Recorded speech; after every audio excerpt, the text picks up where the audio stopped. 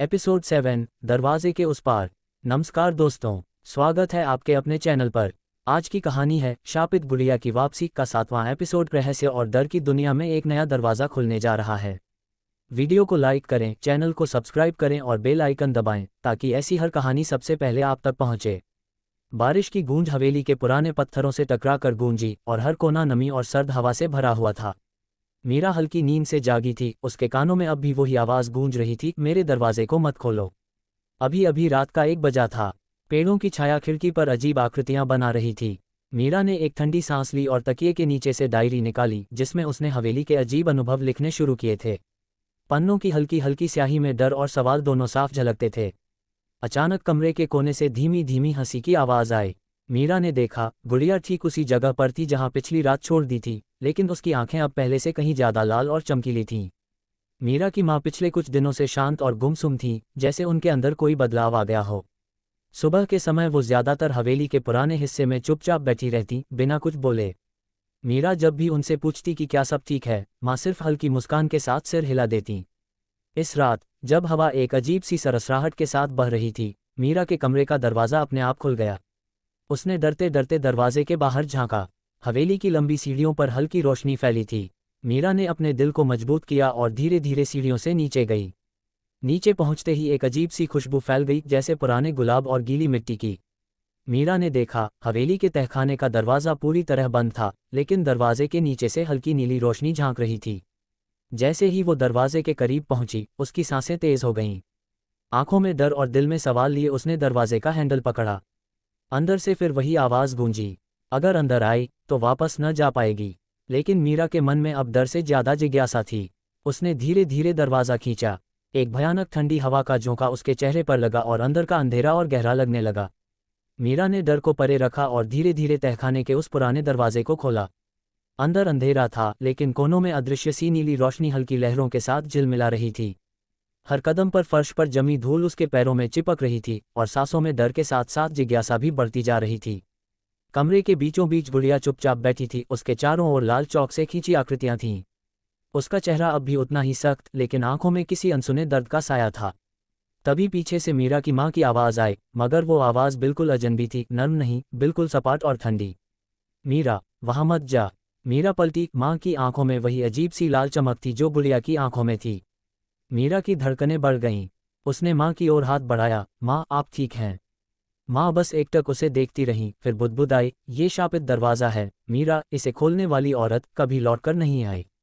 मीरा के हाथों में अभी भी डायरी थी जिसमें पिछली रात उसने पुराने मंत्र पढ़े थे। उसने हिम्मत जुटाकर गुड़िया के पास जाके मंत्र दोहराया, मुक्त कर आत्मा को, शांति दे प्रेत आत्मा को। कमरे का तापमान एकदम गिर गया। अपने आप दरवाज़ा जोर की आवाज़ के साथ बंद हो गया। गुड़िया की आंखें अचानक नीली हो गईं और कमरे के कोनों से धुएं जैसी परछायां निकलने लगीं, जैसे कोई अदृश्य शक्ति जाग गई हो। नीली रोशनी गोल घेरे में घूमने लगी। मीरा की माँ धीरे धीरे तहखाने के अंदर चली आई, उनके चेहरे पर शांति और भय एक साथ थे। मीरा, हर 100 साल में ये दरवाज़ा किसी को बुलाता है, गुड़िया सिर्फ एक रास्ता है, दरअसल यहाँ एक राज दफन है। मीरा को एहसास हुआ कि उसका बचपन सिर्फ आम यादों से भरा नहीं था, बल्कि उसमें वो भी छुपा था जो सदियों से उस हवेली में जाग नहीं पाया था। तभी गुड़िया की आवाज़ आई, एकदम साफ और निर्देशात्मक, अगर मेरी मुक्ति चाहती हो, सच का सामना करो, वरना ये दरवाज़ा कभी नहीं खुलेगा। मीरा ने सब डर छोड़कर कसम खाए, अब चाहे जो हो, वो हवेली, शाप और गुड़िया सबके सच का सामना करेगी। मीरा अब पूरा साहस जुटा चुकी थी। कमरे में हल्की सी नीली रोशनी के बीच दीवारों पर पुराने समय की काली खाकी रंग की पेंटिंग्स अचानक स्पष्ट दिखने लगीं। इन पेंटिंग्स में महिलाओं के चेहरे थे, सबकी आंखों में वही घबराहट जो मीरा ने कभी अपनी आंखों में देखी थी। गुड़िया अब अपनी जगह से धीरे धीरे हिलने लगी। उस गोल घेरे के अंदर मानो कोई अदृश्य शक्ति उसकी मदद कर रही हो। मीरा ने मंत्र फिर से पढ़ते हुए अपनी ज़मीन पर मजबूती से पैर जमा लिया, मुक्त कर आत्मा को, शांति दे प्रेत आत्मा को। इतने में दीवार पर लटकी एक पुरानी फ्रेम वाली तस्वीर अपने आप ज़मीन पर गिर गई। मीरा ने उठाकर देखा, तस्वीर के पीछे एक चिट्ठी छुपी थी। उस चिट्ठी पर नाम लिखा था, रूपा। मीरा के दिमाग में बिजली सी कौंध गई। नानी उसे अक्सर रूपा बुआ की कहानी सुनाती थी, जो एक दिन अचानक हवेली से गायब हो गई थी। पूरी फैमिली ने मान लिया था कि वह नदी में गिर गई थी, मगर उसकी लाश कभी नहीं मिली थी। मीरा ने झट से चिट्ठी पढ़नी शुरू की।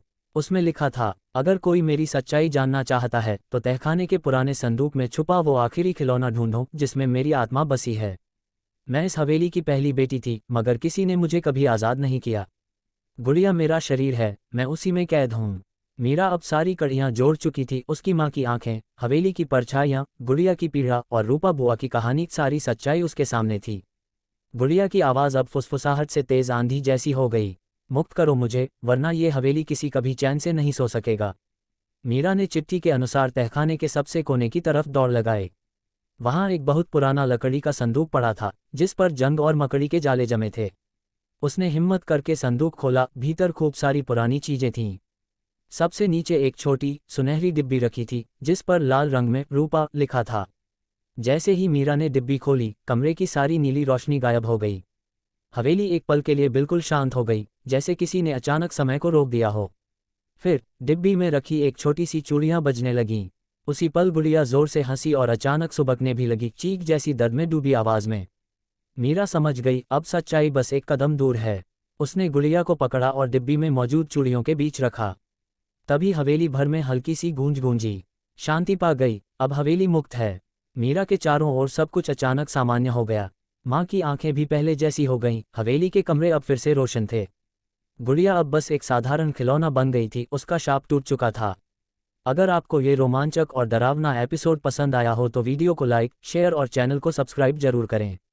कमेंट में जरूर बताइएगा कि आपको सबसे दिलचस्प हिस्सा कौन सा लगा। अगले एपिसोड में होंगे नए मोड़ और नई रहस्यमयी बातें, जुड़े रहिए हमारे साथ। एपिसोड 8, नई शुरुआत, पुराना डर। नमस्कार दोस्तों, आपका तहे दिल से स्वागत है हमारे चैनल आरजी स्टोरी स्पेस पर। आज आप सुनेंगे शापित गुड़िया की वापसी का 8वां एपिसोड, एक नए डर और नए राज के साए में। अगर आपको कहानियां पसंद आती हैं तो वीडियो को लाइक करें, शेयर करें और चैनल को सब्सक्राइब करें, ताकि कोई भी नया एपिसोड आपसे छूट न जाए। मीरा को लगा था कि हवेली और गुड़िया का रहस्य हमेशा के लिए समाप्त हो गया, लेकिन कहानियां कभी इतनी आसानी से अपना अंत नहीं लिखतीं। मीरा और उसकी माँ कुछ हफ्ते बाद शहर लौट आए। हवेली के अनुभव के बाद दोनों में हल्का भय और राहत भरी चुप्पी थी। शहर की चहल पहल, ट्रैफिक और हल्की सी बारिश ने परियों सी जिंदगी लौटा दी थी, लेकिन मीरा के मन के किसी कोने में अभी भी अजीब सा डर दबा था। एक दिन मीरा अपने कमरे को साफ कर रही थी, तभी उसे अपना पुराना स्कूल बैग मिला। बैग के अंदर से एक कागज की पुड़िया निकली, जिसमें गुड़िया जैसी आकृति बनी थी। मीरा को याद नहीं था ये कब रखी थी, पर आकृति के पीछे मिलूंगी फिर लिखा था। उस रात मीरा को सपना आया, वह वही हवेली फिर से देख रही थी, पर इस बार उसमें नए चेहरे थे, छोटी छोटी बच्चियां जो उसी जैसी गुड़िया के साथ खेल रही थीं। उन्हीं में से एक बच्ची भागती हुई मीरा के पास आए और बोली, तुम्हें लगा कहानी खत्म हो गई? ये तो अभी शुरू हुई है। मीरा पसीने में तरबतर डरी हुई उठ बैठी। उसने ठान लिया, अब वह अपने डर से भागेगी नहीं, बल्कि सच्चाई का सामना करेगी। अगले ही दिन मीरा ने अपनी माँ से खुलकर सब बात की। माँ ने भी माना कि हवेली उनके खून और पूर्वजों से जुड़ी है, वहाँ का हर राज उन्हीं की विरासत का हिस्सा है। मीरा ने खुद से वादा किया कि वह उस डर और शाप को हमेशा के लिए खत्म करेगी, चाहे उसे फिर से हवेली क्यों न जाना पड़े। लेकिन उसके जाने से पहले ही अजीब घटनाएं फिर शुरू हो गईं। घर में अचानक से खिलौनों का इधर उधर दिखना, दीवारों पर बच्चों की हंसी की हल्की आवाज़ें, और रात को स्वप्न में हवेली के तहखाने का वही नीला प्रकाश। मीरा ने अपने दोस्त आर्यन को सब सच बता दिया। आर्यन वैसे तो इन बातों पर यकीन नहीं करता था, लेकिन मीरा के चेहरे की घबराहट देखकर वह भी परेशान हो गया। एक दिन दोनों एक पुराना नक्शा लेकर हवेली की ओर निकल पड़े। मकसद, असली रहस्य का पता लगाना और शाप को हमेशा के लिए खत्म करना। आर्यन और मीरा हवेली की ओर बढ़ रहे थे। रास्ते भर दोनों के मन में कई सवाल थे। हवेली तक पहुंचते ही मन में दबी वो पुरानी घबराहट फिर लौट आई। हवेली अब पहले से भी ज्यादा वीरान और रहस्यमयी लग रही थी। पुराने पेड़ों के झुरमुट से छिनती धूप और हवेली की दीवारों पर फैली काई इस जगह को और भी डरावना बना रही थी। हवेली का मुख्य द्वार जैसे उनके आने का इंतजार कर रहा था। भीतर घुसते ही मीरा को लगा जैसे सब कुछ ठीक ठाक है, लेकिन अचानक हवेली के पिछले हिस्से से वही जानी पहचानी हल्की हंसी की आवाज़ आई। उस आवाज़ को सुनते ही मीरा के पैरों तले जमीन खिसक गई। उसे यकीन हो गया कि शापित आत्मा अब भी यहाँ है। आर्यन ने कोशिश की माहौल को हल्का करने की, अरे ये सब तो तेरी इमेजिनेशन है, चल तहखाने की तरफ चलते हैं। चुपचाप दोनों सीढ़ियों से नीचे उतरे। तहखाने में हल्की ठंड थी, रोशनी कम थी, दीवारों पर अब भी रूपा बुआ की बनाई आकृतियों के निशान थे। मीरा और आर्यन ने चारों ओर तलाश शुरू की। अचानक एक बंद अलमारी से गोल लकड़ी की डिबिया गिरी, उसी पर गुलाबी रिबन बंधा था, जैसे किसी बच्ची के हाथ का टुकड़ा हो। मीरा ने जैसे ही उसे उठाया, हवेली के हर कोने से एक साथ फुसफुसाहटें उठने लगीं। कहानी अभी बाकी है, आओ करीब आओ। आर्यन सकपका गया, ये क्या हो रहा है मीरा? मीरा ने जिज्ञासा और साहस से दबदबाए आंखें बंद की और फिर से वही मंत्र दोहराने लगी। मुक्त कर आत्मा को, शांति दे प्रेत आत्मा को। एक पल के लिए हर चीज रुक गई। अलमारी अपने आप खुल गई, उसमें ढेर सारे पुराने कपड़े, कुछ टूटी हुई गुड़िया और एक बड़ा सा पुतला जिसकी आंखें मीरा पर जमी थीं। हवेली की दीवारें खटखटाने लगी, मानो कोई बंद दरवाज़ा खुलना चाहता हो। मीरा और आर्यन दोनों अब हवेली के सबसे गहरे राज के करीब पहुंच चुके थे। But what next? क्या इस बार कोई नई आत्मा सामने आएगी? क्या मीरा बच पाएगी? कहानी अभी बाकी है। तहखाने का माहौल और भी भयावह होता जा रहा था। पुरानी अलमारी जिसमें गुलियों का ढेर, उसमें सबसे ऊपर रखे बड़े पुतले की आंखें मानो जिंदा थीं, सीधे मीरा और आर्यन की ओर घूर रही थीं। मीरा ने कंपकंपाती आवाज में आर्यन से कहा, हमें इस पुतले को बाहर निकालना होगा। शायद यही कुछ छुपाए बैठा है। आर्यन ने सहमति में सिर हिलाया, लेकिन उसके हाथ ठंडे पड़ चुके थे। दोनों ने मिलकर पुतले को जमीन पर रखा और उसके कपड़ों की तलाशी लेने लगे। पुतले की पीठ पर एक संदूक जैसी छोटी लकड़ी की खांस लगी थी, जो बड़े ध्यान से बंद की गई थी। उसके ऊपर लाल स्याही से लिखा था, सावधान, ये शापित आत्मा का रास्ता है। मीरा ने डरते डरते संदूक खोला। भीतर एक आवाज गूंजी, ऐसी जो हवा में गूंजती सी लगी। मेरी कहानी जाननी है तो अतीत के घावों को छूना होगा। भीतर रखे कपड़े हटाते हुए मीरा के हाथ में एक कांच की पुरानी अंगूठी आई। जैसे ही उसने उसे छुआ, तहखाने की हर दीवार पर छायाएं हथेलियां बनाकर नाचने लगीं। दीवारों पर पुराने समय की छायाचित्र, जली हुई तस्वीरें और एक एक कर बुझती बुझती रोशनी, अजीब सी डरावनी लहर भरने लगी। अचानक आर्यन की नज़र फर्श पर जा पड़ी। वहां काले धागे की एक अतिशय जटिल गठरी रखी थी, बिल्कुल वैसी ही जैसी मीरा की मां के गले में थी। आर्यन ने जैसे ही उसे हाथ में लिया, कमरे की हर खिड़की अपने आप बंद हो गई और हवेली में जोर से हवा की सनसनाहट भर गई। मीरा ने साहस बटोरकर अंगूठी में छुपा दूसरा टुकड़ा निकाला। वो एक छोटा सा टैग था जिस पर लिखा था, इस घर की बेटी रूपा। मीरा की आंखें भर आईं। सब अब जुड़ने लगा था। रूपा की कहानी, गुड़िया की आत्मा, काले धागे की जकड़न, हवेली का खालीपन। आर्यन बोला, मीरा, लगता है ये असल में रूपा की आत्मा है, जो तब से छटपटा रही है जब उसका सच कोई नहीं जान पाया। तभी पुतले की आंखों से पानी के 2 कतरे टपक पड़े और हवेली के हर कोने में हल्की सी सुबकती हंसी गूंज उठी। मीरा ने वो अंगूठी तेजी से गुड़िया की हथेली में रख दी। कमरे में गूंजती आवाज तनिक शांत हुई।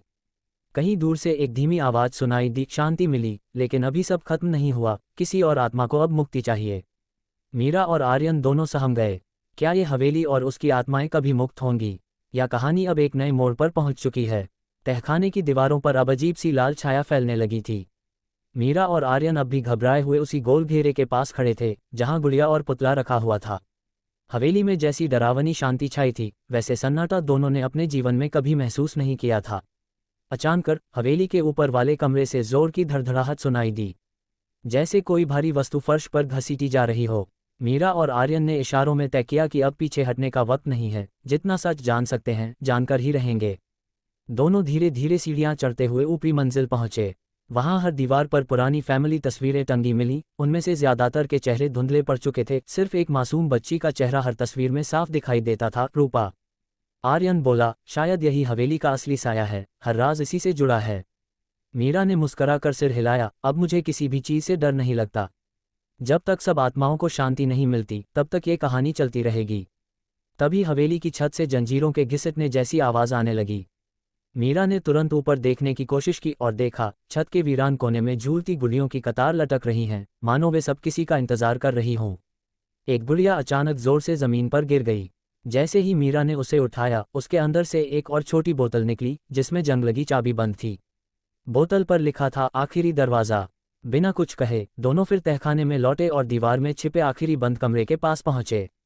चाबी जैसे ही ताले में घुमाकर खोली, दरवाज़ा चरचराता हुआ खुल गया। कमरे के अंदर गुप्त अंधेरा था। बस एक कोने में कंबल में लिपटी पुरानी डायरी और उसके बराबर में रखी मिट्टी के दीपक की मध्यम रोशनी। मीरा ने डायरी खोली। अंदर बच्चे की लिखावट में लिखा था, माँ कहती थी, जो सच दबाओगे वो हमेशा डर बनकर लौटेगा। मेरी आत्मा तभी मुक्त होगी जब मेरी कहानी सब जान जाएं। मीरा की आंखों से आंसू गिरने लगे। शायद पहली बार उसे महसूस हुआ कि कब तक कोई कहानी बस डर के साए में दबी रह सकती है। दीपक की लौ और धीमी हो गई। कमरे की हर दरार से हल्की नीली रोशनी बाहर आने लगी, मानो रूपा की आत्मा मुस्कुरा रही हो। अब मैं आज़ाद हूँ। अब हवेली में कोई आवाज़ नहीं थी। सब कुछ सामान्य शांति से भर गया। लेकिन मीरा के मन में अब भी सवाल था, क्या वाकई हवेली का हर शाप मिट गया, या किसी और खिलौने में कोई और रहस्य अभी बाकी है? अगर आपको आज का एपिसोड पसंद आया तो लाइक, शेयर और कमेंट ज़रूर करें। एच में चैनल आरजी स्टोरी स्पेस को सब्सक्राइब करें, क्योंकि अगला एपिसोड आपको डर, रहस्य और आत्माओं की दुनिया में अब तक की सबसे अनोखी सैर कराएगा।